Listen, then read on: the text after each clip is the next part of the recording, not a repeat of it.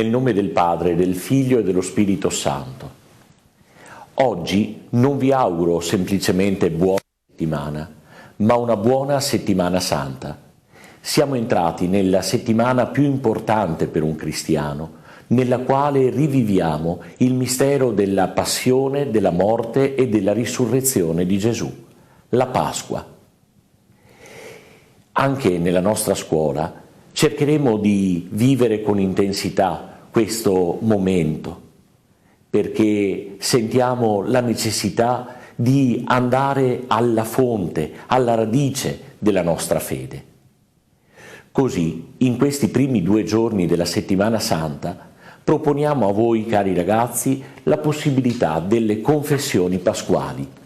In tutte le vostre classi è stato affisso questo avviso con le date e gli orari della possibilità di celebrare il sacramento della riconciliazione.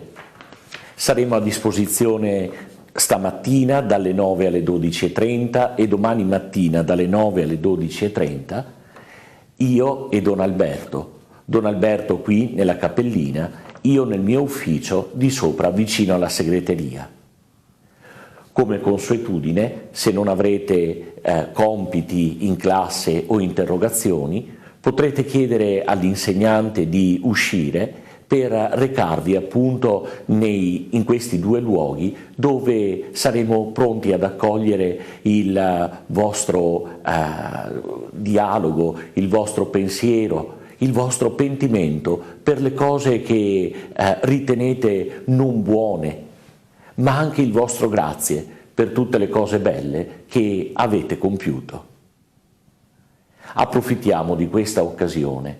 La confessione non è semplicemente dire la lista dei propri peccati, ma è concedersi un momento per riflettere su se stessi. E anche chi magari è ancora in ricerca o non crede, può essere l'occasione per confrontarsi con un adulto che, tenuto al segreto, può dare qualche consiglio o qualche indicazione. Mercoledì poi vivremo un momento di preghiera al termine delle lezioni. Ci recheremo per le superiori nella chiesa dei Servi, qui in via Roma. Scoprirete perché abbiamo scelto questo luogo per un breve momento di preghiera, durante il quale rileggeremo la Passione del Signore. Invece per le medie ci ritroveremo all'inizio della mattinata nel teatro della nostra scuola. E poi finalmente inizieranno le vacanze.